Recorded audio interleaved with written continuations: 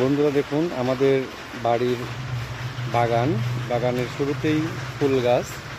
দেখুন কত সুন্দর একটি ফুল ফুটে আছে, অনেক সুন্দর। এই দেখুন এখানে কিছু ডাটা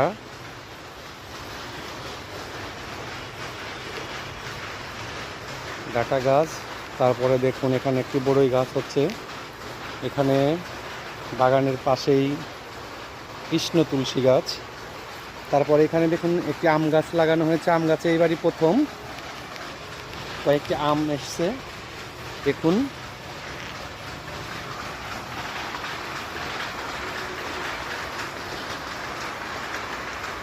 এখানে দেখুন মিষ্টি কুমড় গাছের দিয়ে ছেয়ে গেছে। এখানে আরেকটি আম গাছ, কিন্তু এই আম গাছে এবার মুকুল আসেনি, কাজে আমও আসেনি। এখানে আরও কিছু ডাটা লাগানো হয়েছে, আস্তে আস্তে বড় হচ্ছে। দেখুন এই দিক দিয়ে পাশে কলা গাছ। তারপর দেখুন আরেকটি আমি আপনাদেরকে জিনিস দেখাবো বন্ধুরা, রাম তুলসী। এটার নাম হয়তো আপনারা অনেকেই শুনেছেন। এই রাম তুলসীর পাতা সেচে রস করে মধু দিয়ে খেলে যাদের অনেক দিনের কফ ঠান্ডা খুব তাড়াতাড়ি দূরীভূত হয়। তো বন্ধুরা, আজকে আমি আপনাদেরকে দেখালাম আমার বাড়ির কিছু সবজি চাষ হয়। এখানে কিছু বেগুন গাছ আছে, মিষ্টি কুমড়ো গাছ দেখালাম, ফুল গাছ দেখালাম, ডাঁটা দেখালাম এবং আম গাছ দেখিয়েছি। আম গাছটা আমি আরও কাছ থেকে দেখাবো। দেখুন অনেক আমগুলো অনেক লম্বা লম্বা হয়েছে। দেখুন এত তাড়াতাড়ি এত বড় বড় আম হবে সত্যি।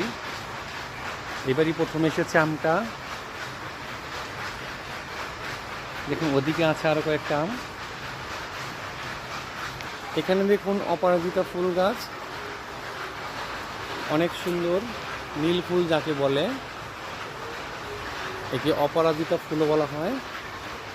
অনেক লতা পাতার গাছ, এটা ফুল ফুটলে অনেক সুন্দর। এখানে আরেকটি ফুল গাছ, যেটাকে আমরা গ্রাম্য ভাষায় বলি সাদা ফুল।